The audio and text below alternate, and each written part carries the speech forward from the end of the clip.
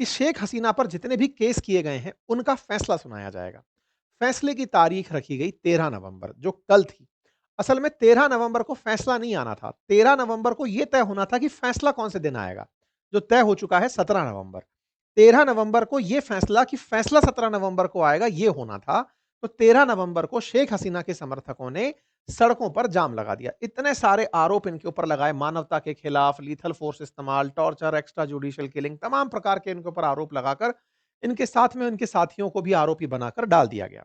इसी के चलते बांग्लादेशी आवामी लीग, जो कि पार्टी है शेख हसीना की, उसके द्वारा कल यानी 13 नवंबर को बांग्लादेश की राजधानी ढाका में एक बंद बुलाया गया। इस बंद के लिए इन्होंने प्रॉपर तरीके से लोगों को बताया कि हम ये बंद क्यों बुला रहे हैं। बंद हुआ और बंद में लोगों का समर्थन हुआ। लोग प्रॉपर तरीके से घरों में रहे। ये जो शांति दिख रही है तस्वीरों में, ये समझ में आती है।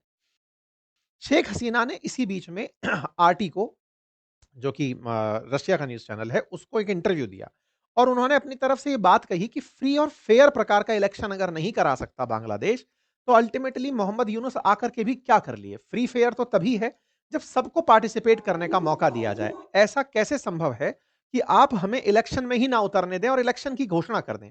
मोहम्मद यूनुस ने अपने द्वारा फरवरी 2026 डिसाइड करके बता दी है कि तब बांग्लादेश में चुनाव होगा। बांग्लादेश में चुनाव की तारीखों का जैसे ही ऐलान हुआ, शेख हसीना समर्थक सड़कों पर आ गए कि भाई हमें भी पार्टिसिपेट करने का मौका दो। और बांग्लादेश के अंदर जिस तरह से ये काम हो रहे हैं, उनसे देखकर लग रहा है कि पहले शेख हसीना को हमेशा के लिए बैन करो, इस तरह से कि शेख हसीना वापस ना आ पाएं और फिर चुनाव कराओ।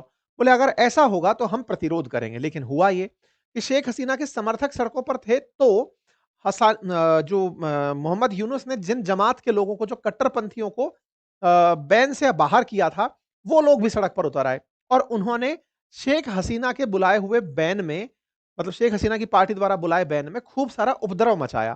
तो लोग ये समझ ही नहीं पाए कि जो जमात है वो बवाल मचा रही है या अवामी लीग बवाल बवाल मचा रही है। और इस तरह से बांग्लादेश के अंदर खूब सारा डिसरप्शन क्रिएट किया गया। अवामी लीग बाहर आई और उसने कहा कि भाई ये जो आगजनी फैली है, ये हम नहीं फैलाए हैं, वो लोग फैलाए हैं, नाम हमारा, बिल हमारे नाम फाड़ दिए हैं। शेख हसीना ने अपनी तरफ से लोगों को यह बात समझाने के लिए कि अवामी लीग बांग्लादेश को क्यों जरूरी है, अपना इंटरव्यू पूरी दुनिया में प्रसारित करवाया। बाकायदा दुनिया के कई देशों में वो सुना गया, बांग्लादेशियों द्वारा प्रसारित किया गया, यूरोप के कई देशों में चलाया गया, ताकि उनकी बात भी लोगों तक पहुंचे। शेख हसीना ने जिस तरह से अपनी बातें रखी, वो इसलिए ज्यादा जरूरी हो जाती हैं क्योंकि 17 नवंबर को उनके खिलाफ फाइनल वर्डिक्ट आना है और उस वर्डिक्ट में पहले से तय है कि इन्हें आजीवन कारावास, हो सकता है मृत्युदंड की सजा सुनाई जाए, हो सकता है आजीवन निर्वासित जीवन की सजा सुनाई जाए, हो सकता है बहुत सारे पेनल्टी लगा दी जाए, कभी भी चुनाव ना लड़ने की कह दिया जाए, अवामी लीग के अस्तित्व की समाप्ति का फैसला दे दिया जाए, कुछ भी हो सकता है। इसलिए शेख हसीना की पार्टी और लोग इस समय विरोध में सड़कों पर उतरे हुए हैं। ठीक है साहब, 17 नवंबर इसलिए अब खास दिन हो जाती है। आवामी लीग इस दिन भी प्रदर्शन करेगी, उससे पहले भी प्रदर्शन करेगी। यहां पर शेख हसीना द्वारा दिया गया वो वीडियो इंटरव्यू, जो कि लोगों के द्वारा ऑडियो में सुना जा रहा है हेग के अंदर।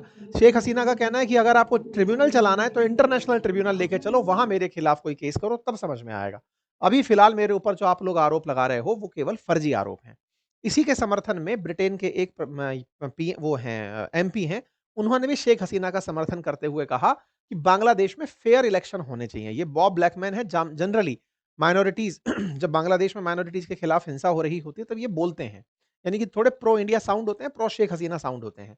कुल मिलाकर के इनके द्वारा सारी बातें कही गई। अब यहां देखना होगा कि यूनुस ने जो आने वाले समय में फरवरी 2026 में इलेक्शन रखे हैं, उसमें इन्होंने एक दाव चल दिया है। क्या किया है? इन्होंने एक जुलाई चार्टर बनाया है। जुलाई चार्टर, चार्टर कोई विमान नहीं, एक कागज बनाया है और उस चार्टर का उद्देश्य यह है कि जुलाई में सभी पार्टियों को बुलाकर कुछ कॉमन एजेंडा निर्धारित किए गए थे। जब वोट डलेगा 2026 के फरवरी में, तब उस एजेंडा पर भी रेफरेंडम होगा, जनमत संग्रह होगा, लोगों से उस पर राय ली जाएगी। और उस रेफरेंडम के अंदर 4 बिंदु तय किए गए हैं कि इन मुद्दों पर जनता बताए कि भविष्य में चुनाव कैसे हो, सेना और न्यायपालिका की भूमिका क्या रहे, भ्रष्टाचार और मानवाधिकार से जुड़ी हुई नीतियां कैसी हों और शेख हसीना पर प्रतिबंध लगे या ना लगे।